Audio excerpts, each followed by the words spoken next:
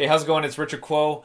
And if you're somebody who really loves someone but they don't love you back, and that makes you feel like just really sad, maybe even depressed, you feel like you're not good enough, maybe you feel worthless, then this video is for you. The reason why I'm making this video is because one of my subscribers, his name is Clark, he's a sophomore in high school from Oklahoma. He sent me an email, and I'll read it to you in just a second. And he's going through a lot of just kind of this hardship of feeling rejected, like this person that he really loves doesn't return the same feeling. So how do we deal with that? And that's what I want to answer in this video. So here's Clark's email. Hi Richard, my name is Clark and I'm a sophomore in high school. I apologize in advance for how long this email will be.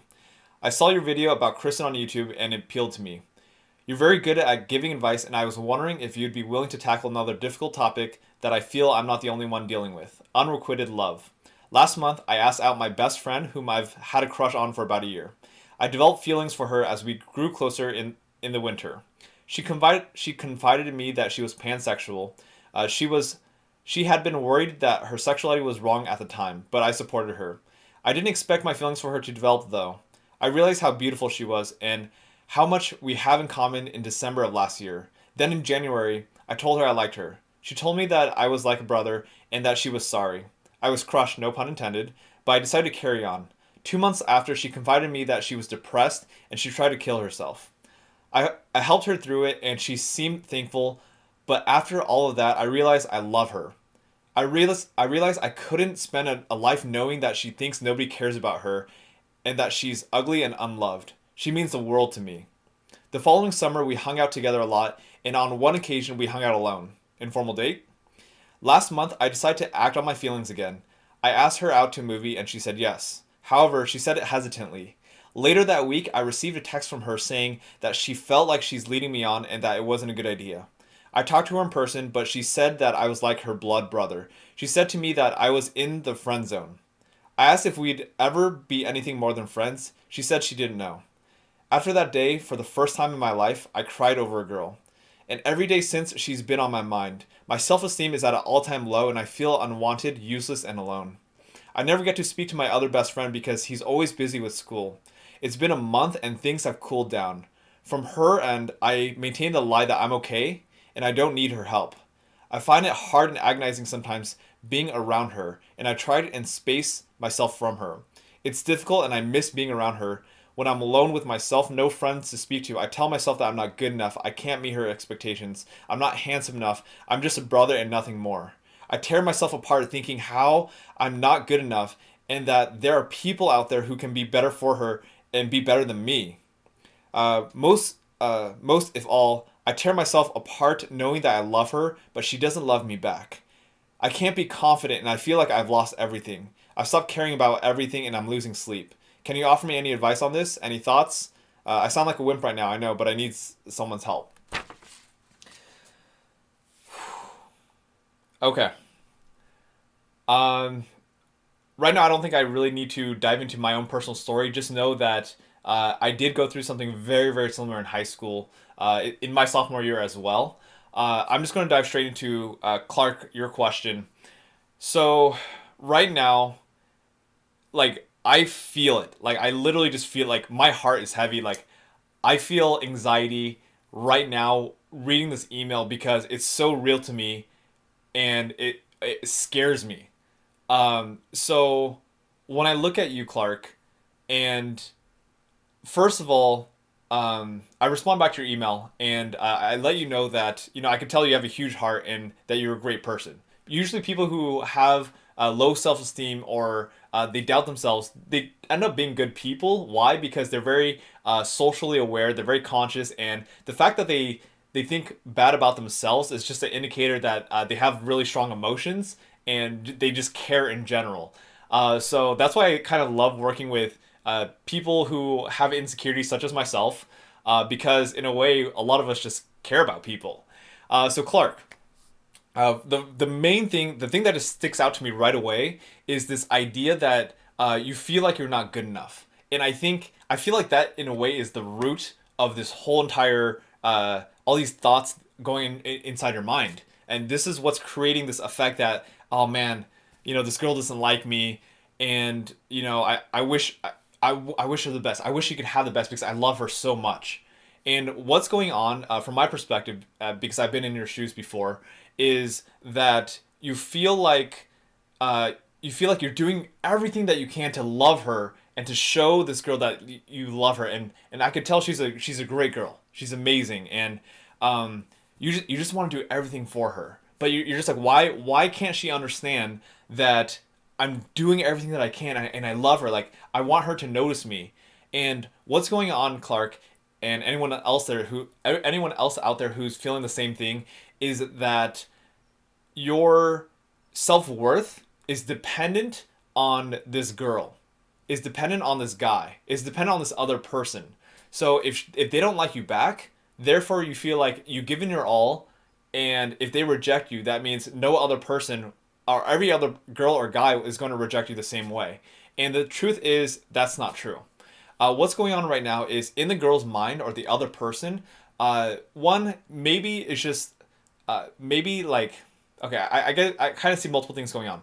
In the girl's perspective, first of all, she's dealing with her own crap right now. She has so much going on in her mind. She's depressed, she's suicidal, and she's trying to figure all this out. And then on top of that, she feels kind of bad because she knows that you like her, and but she doesn't return the feelings, and that's just human nature. It's life. Not all the time are we going to return those feelings. She tells you she likes you like a blood brother, and to me, like, that is a really strong indicator that she also really cares about you. Maybe she doesn't like you, but she really cares about you. And I guess my quickest like advice or thing I can think of off the top of my head is, this goes back to my how to deal with rejections video that I made a few weeks ago. Don't put all the pressure onto this one situation. I know you love her, and I know she's the world to you, but just because she doesn't like you back, it really isn't the end of the world. And you can still be friends.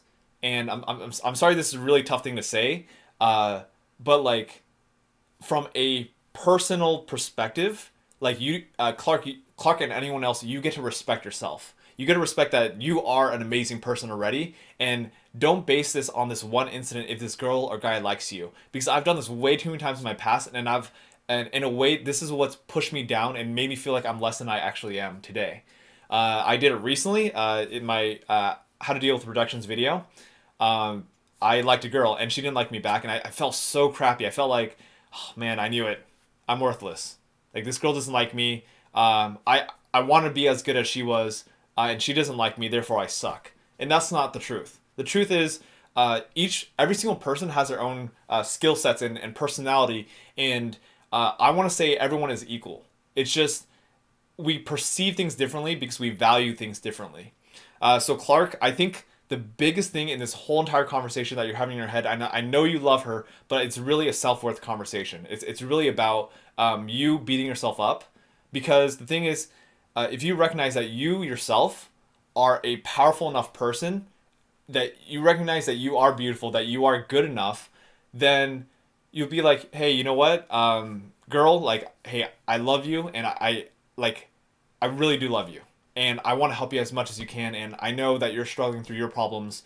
Um, you know, I'm here to help you as much as I can, but in a way, if you're not willing to let me help you, then I'm here to support you in any way I can, and that's the best I could do for you. So that's kind of my perspective of how I would approach it, because sometimes people don't want to be helped, or they're just not ready to receive that help. I understand this other female that you really love, Clark, and anyone else that's in a similar situation. It's, you know, it's difficult because they're going through something, and it's so difficult to just have them open up to us because we want to help them.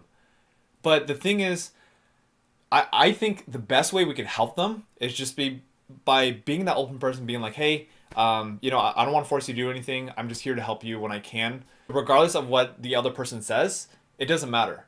You are already you. You're already good enough. You're already this amazing human being. Whatever they say is just a reflection of them and what they want in their life. So it could be possible that this girl that you say that you love just values something different. And I want to let you know right now that just because she values something different does not mean that this is a better trait. For example, let's say she values someone who is assertive or confident. Even though in general I would say that is a better trait, does not make anyone who's not confident a lesser of a person or a human being. Everyone's on their own journey. Everyone's on their own path and trying to discover who they are.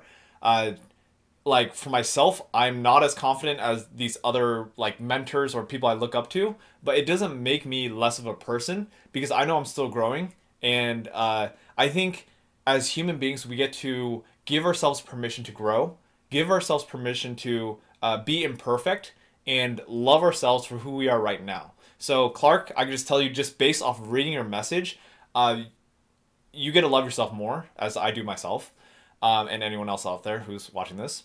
Clark, I want you to know that you have such a big heart, and it's I don't really know how to explain it, but just based off your wording and how you explain everything, like I could tell you just love so deeply, not only this girl that you love right now, but you love people in general. In a way, the best way to help your friend out is for you to work on yourself, for you to love yourself and accept yourself for who you are.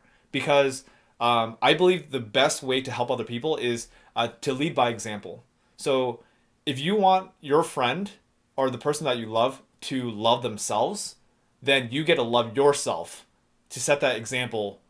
And the cool thing about this is because you're in this position where you have so much doubt about yourself, that it only makes your story that much more powerful. The more doubt you have right now, the more you have to overcome. Which means once you overcome it, or once you're trying hard, then your friends and people around you will see, whoa, oh my goodness, this guy who's like who used to doubt himself so much now loves himself. Now is like this. Look how confident he is. So that's what I want to share with you. And in a way, humble brag, I guess, but like that's kind of what makes my story so powerful. Like I used to think I had the most boring story in the whole entire world. Like who cares to listen to me? You know, I'm just this normal guy who lived middle class, like nothing like I didn't grow up super broke, I didn't grow up super rich. So I'm just like this boring guy. This is kind of the stories that we get to share. You know, people have much more intense or extreme stories than I have, but in a way, this is part of my challenge of growing and loving myself as well. So, Clark, that's what you got to do for yourself. I think I've covered it, so I'm going to cover it one more time, just wrap everything up. Clark, everyone else, if you're a person who just feels like, you know, the other person doesn't love you back, just know that they don't love you back. If they don't love you back, it's nothing personal. It's not about you. They don't love you back because you're not good enough. They don't love you back just because it's human nature and they have different preferences. And quite frankly, maybe they're a little bit immature in their own personal growth and just understanding who they are. And they're just trying to figure out life because most of us are. And I mean, I think everyone's trying to figure out life right now. So don't take it personally if they don't love you back or they don't like you back. It's just life. And let's say someone hates you, like they just don't like you love them but they hate you, like they don't like you, like get out of my life. That is nothing personal on you. It's I can tell you right now that they're saying that because of how they were raised. They were probably abused, they were probably possibly raped, molested, and they just had some crazy childhood that makes them not trust people. So again, nothing about you, Clark, and anyone else out there who isn't getting that love back. All right, so I hope this video was helpful, and please keep the questions coming because seriously, like I feel like I just feel I know this video is impactful for Clark and some more of you out there, and the more deeper scenarios you give me, like Clark did, the more I can help you answer these questions. All right.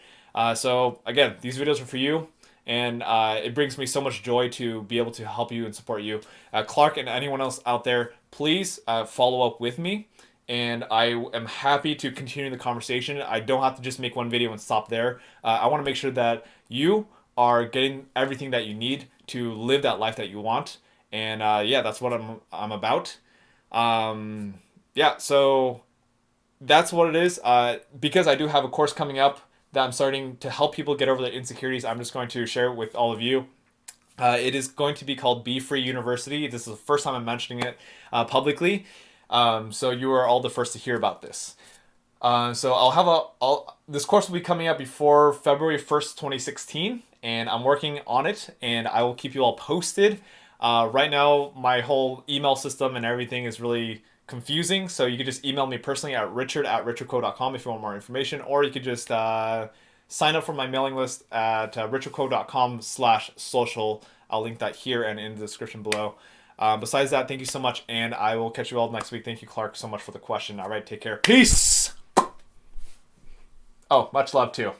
Hey, what's going on, ladies and gents? It's Richard Quo, and this week I just want to create some clarity on why is it that we procrastinate. I think the best way to kind of explain why we procrastinate is just by sharing my personal experiences. First of all, I've always been a person who's always procrastinated in his life.